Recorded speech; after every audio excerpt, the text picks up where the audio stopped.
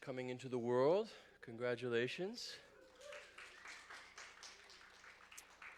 You're not alone. There's people watching on our Facebook stream at BPL Presents. I'm part of the library's arts and culture team. It's called BPL Presents, and if you're here for the first time, or if you don't already follow us on social media, you can do that by knowing that code word, BPL Presents. We have a landing page, bklynlibrary.org/BPL Presents, and BPL Presents is our handle. It's up there. You can see it already. So please stay in touch. We've got a lot of exciting stuff coming up, both throughout the rest of the fall season and into next year. Some things we do, which you may have seen, we have a literary film festival coming up in February called Lit Film. All the films are about writers and editors and other things related to writing, journalists. And we do a lot of big festivals that we hope you'll come back for. It's really nice to see you all once again, and I'm going to introduce everyone at once. You'll hear 3 readers live, 1 reader on video, but we'll start everything off with one of these new amazing things that used to pertain just to movies, but now they also pertain to poets, a book trailer. And we're excited for that too.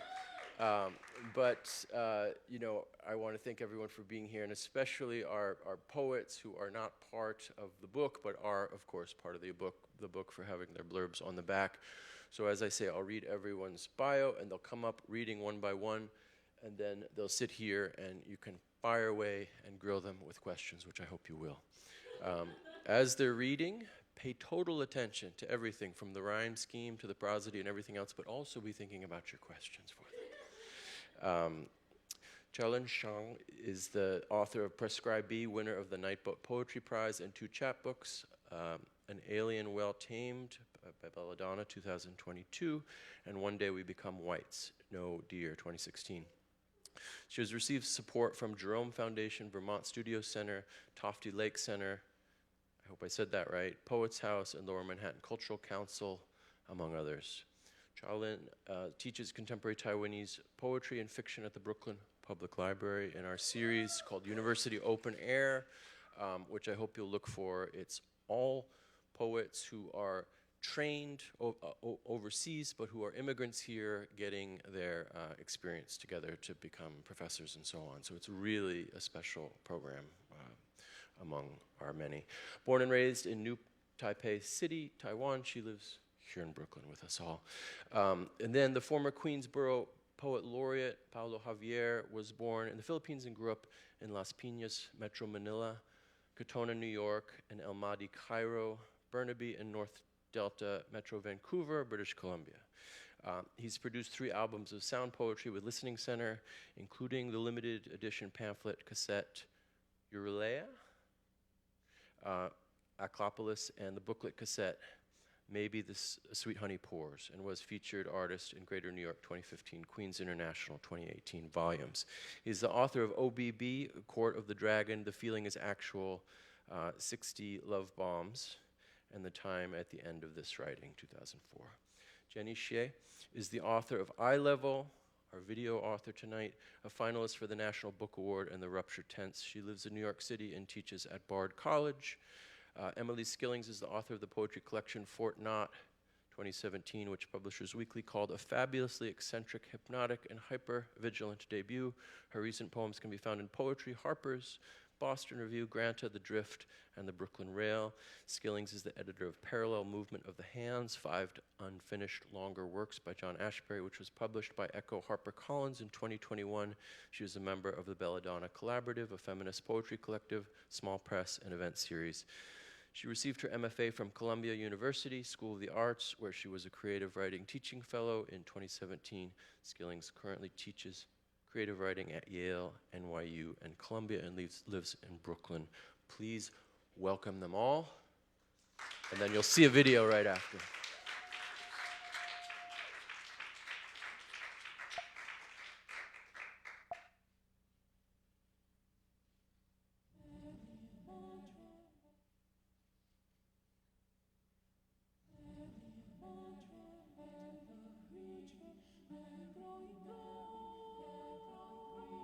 Perhaps I'm brainwashed by my own creation, I never told anyone that I'm a coward and can't count the moment when I wish to say, oh yeah? But I'm too puny. Count the times when I allow my anger to deluge. Count the number of awake, asleep people or compatriots in limbo. I will assassinate for many reasons, especially for one future. But no one should be coerced to prove I belong. In aerial and artificial history, I request to stand still like any Taiwanese mountain. Let me lay down like a song that has not been heard.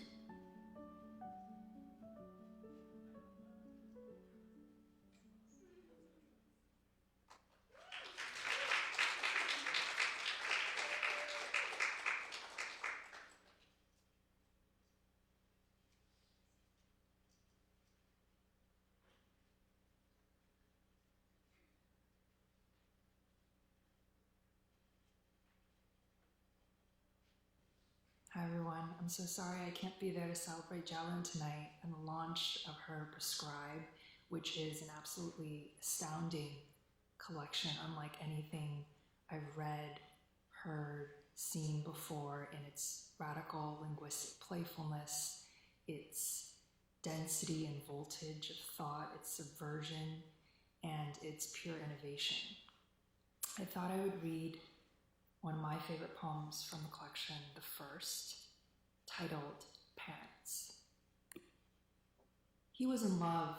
He spent decades figuring it out. Our father, who ended up spending a quarter of his monthly salary on an electronic dictionary. A sexy robot offers, pronounces, creates another man, a foreign man, a respectful man, a free tour guide. Father said, leave Sun Moon Lake. Come back as an outsider, witness your cousin's wedding and see the couple burn their charred love. We live next to the lake, so we are always fine. I buried my father too many times. Each time I went deeper, his face went colder, and the signal weaker. Father commanded, leave before I cut the last bit of your tongue, mangle you, train you to sit and look into your eyes from the bottom of the well. When you leave, close the door without making a sound. Sounds grate my blood. I came to the United States for love. When men asked about my past, I replied, Father said we must not talk about feelings. I practice a man coming to me by holding my breath underwater. We're repressed and they're satisfied. She was in love. She spent decades discovering it, our mother who ended up spending a quarter of her life performing how to dress, covering her black skull, flamed legs and scars, milky lakes, pinky shores. She learned to be deaf when her boss came in. Taught my mother to build her name too many times. Each time she became a shalom, she demanded to know, have you found your love? I cut out part of my language to make love to them. I stand on the sticky floor and mop, solace their babies with homemade hugs and cuisine, endure in traffic while delivering hot soup, drive them to heaven under the rain, cook ramen through the ocean, translate bad news from the other side to comfort them to sleep, guide them on the phone, and paint their nails rainbow and poison. At night, we smoke because we have endless love. We want to be their fathers and mothers this year. To care for this land, I dream of my babies becoming Marco Rubio and Obamacare. I slap my child's face when gene deletion affects his pronunciation. When I smell perfume, I call home and tell them the scent tastes different from goji berries. When I smell cologne, I call home and tell them my man is coming home next lake. So I'll read two of my own poems. This first one is titled Expenditures, and it is about diaspora, and I feel it's in conversation with the poem of Jialun's that I just read. Expenditures.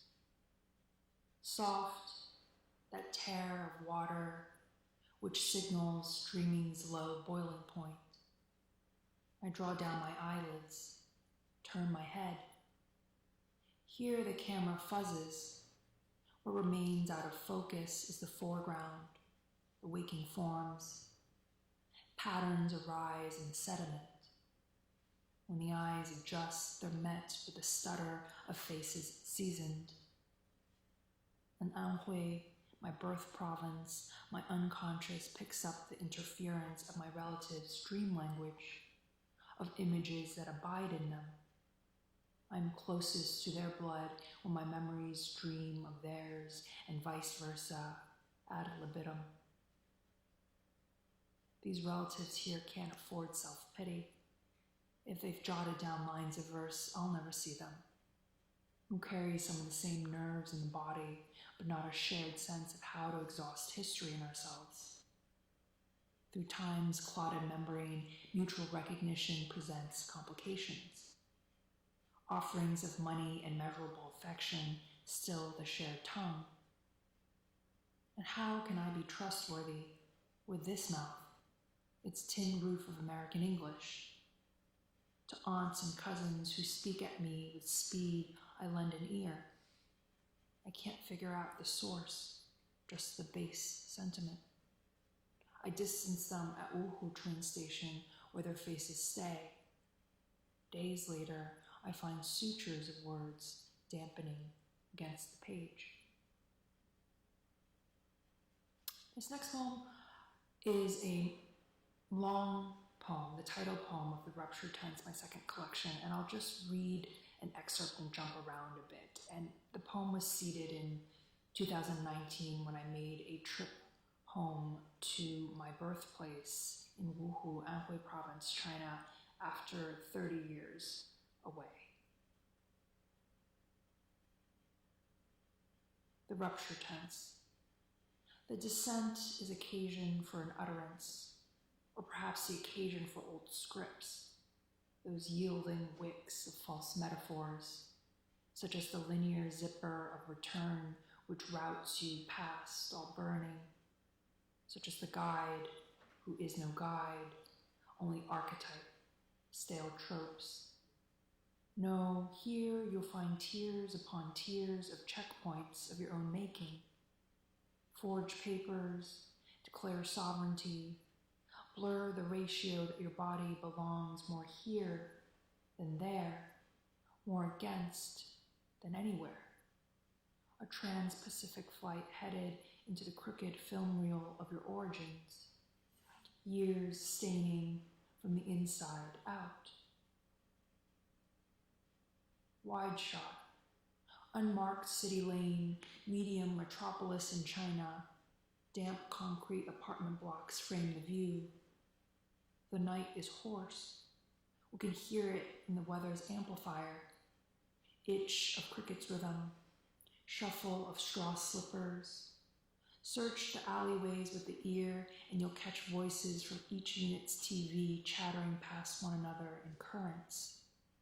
When the eyes clamp, dreams appear in charred blue. Approaching, a hard node of feeling, and with it, memory images cleaved from their echoes.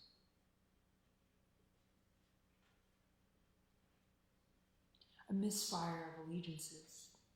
Shanghai is Shanghai is Shanghai. An iconography memorized from cinema. Strips of pink and blue neon thrumming on the jawline of capital. Be it the eye that is screen, shivering. Evening sprouts, electric umbilical cords. Buildings chattering to one another, intoning cyclical obsessions. Cut away to a rearview mirror of an airport taxi. Cab driver, pointer finger in a pot of tiger balm, dabbing on the temples and nasal septum for that sting of wakefulness, cutting through the edgeless fog of wage labor. Staccato conversation to suss out her origins and class status. The wide hinge of banalities. Our nation's favorite dream blares the propaganda poster plastered, it seems, on every corner over corrugated metal tines and construction sites' slabs of skin. Mum, a character you drag as a name, twin trees obscuring evening's tide, scabbed vision. Dream, an illusion that doesn't open by brute force, but by echo. The underside of sleep, colored at someone else's expense.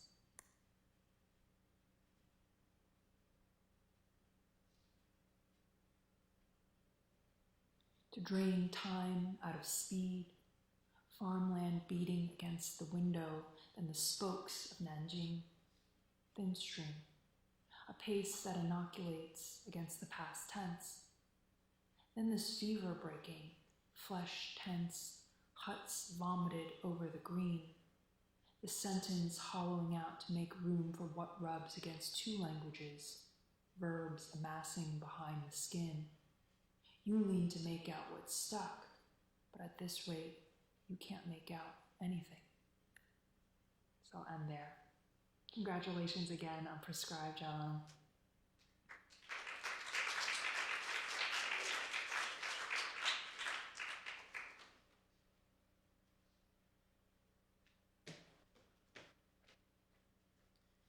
Hello, Brooklyn. I'm from Queens, but I'm not like that from Queens, where I don't know how to recognize Brooklyn. So I'm recognizing Brooklyn. Thank you, Brooklyn Public Library, Central Library, for hosting this event, Chalun. It's such an honor. I'm so humbled and so appreciative to be sharing the stage with you and your book. And Emily, I've been a fan of your poetry forever. And Jenny, tough act to follow, but good to be, in between all of you. And shout out to Nightboat. Nightboat here? Hey. Yeah. I just especially want to acknowledge Nightboat in this time of new yellow peril.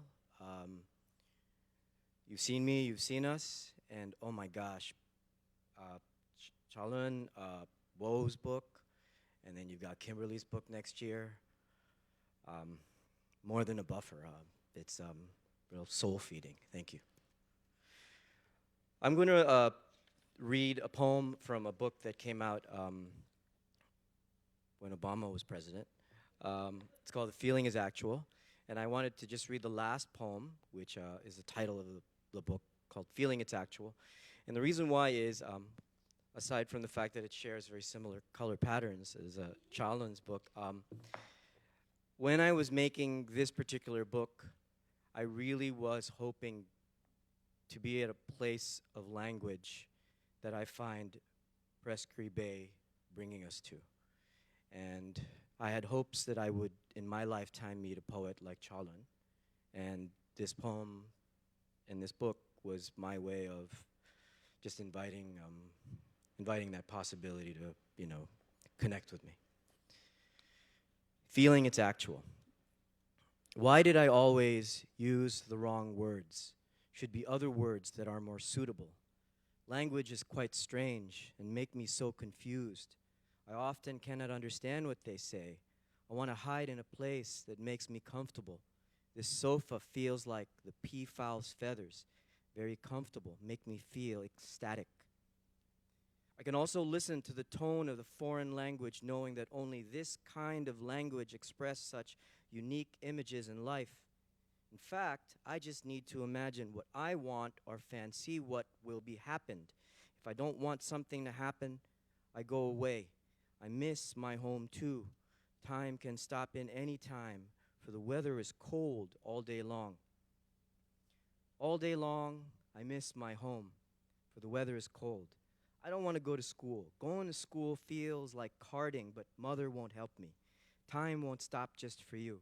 Time can stop in any time. It can stop at 6 o'clock. I can be this way concedingly. Sounds she makes me to make. Poo-poo-pa-doo, poo-poo-pa-doo. Watching the red darner being chased at sunset, memories. That's what I forget. I remember happy things. If the happy things are what I remember, is that means I am sad when I forget? It's not that I don't remember. I love to remember happy things. Besides that, I don't know. I can't remember a lot of things. I'd like to remember more. I'd like to know. So I was a house princess, and especially my dad was a king to me, and my mom was a queen, but things that I know a lot about are musty woman things, things that I've learned from Mom. I was following her footsteps, and I am too determined to make my way alone. I was not a great cook, but I have a great eyes for details. Gold cup is pain. 1 is matchsticks. 3 is oranges. 13 is blanket. 31 is 27 cops. Shark equals bus stop. Shrimp equals wooden stick. Turnip equals school. Bus red. Snapper equals bathtub. Peacock feather equals sofa. Should say, quote, boxes on the road, end quote. The shark in the station should say, quote, taste of the times, end quote. If I'm like a piece of bok choy, then you are probably a piece of broccoli. But I do think we are in the same pot. Do you know what I mean? We are quite together. That's what I feel. It's just the communication thing. I was always taking clothes apart and putting them back together in unusual ways. Couldn't talk to my dad for years because of the choices I made. Always away from home, pushing for some other things he didn't think I should want. When I've already took the wrong way, I walk toward the sea, the meaningless language, the noises and smells of the city. Maybe he can see now that I am strong and with good people. What I need, uaini. Paulo Tian Tian Tan Nanai, Paulo Lao Gong, Tian Tian Lao Po, Ping Deng Hun Yun, Jen Hen Kwai Le Bai To She Lao, Banyan Hao He Javier Liu. It's terrible. The sea is warm and the horizon is soft, like the phrase ebb and flow. It likes to run toward the sea, windward at sunset, images, those sounds, smell and places. Shanghai, I've been there before. It feels like being embraced by the deep blue sea. I don't want to leave here. Thank you.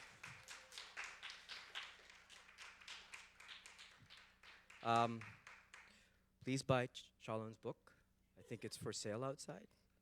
I don't work PR for Nightboat, although PR is in my initials. So I thought I would end and pass the baton on to Emily with the poem in the back of the book called Go Back to Your Country, which I would very much wish. Not a day goes by when I don't dream of my family living in the States and sleeping in my arms. Yet none of them believes in white supremacy as I do. I have always believed in white people begging for this destiny. All pale men express emotions at first sight. Golden heroes save the universe, describe everything as war, murder with wavy hair and clean gloves. Mental illness wears tattoos and glasses, defeats taboos as the greatest enemy. Ah, angels singing and they're all white. My sister's chest is in pain. She can't breathe this air. She eats dishes boiled in plastic bags. We have digested too much white trash. Her face is almost like mine, yet I'm whiter. Mother! I yell dramatically, as if I were a character from Hollywood movies staged in a little town church. I confess by a dim spotlight on my yellow sand peachy face. Someday we'll become whites. We'll drink milk instead of soybeans. Mayo on chicken and beer will burst out from our breasts. They are creamy, rich, and juicy. We are Taiwanese. Her voice firms. My mom empties the night for me.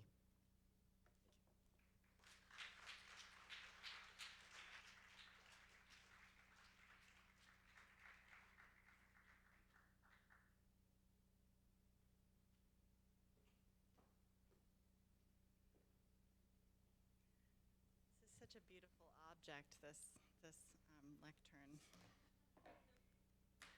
Chalon, you are my favorite poet, and I say that without hyperbole.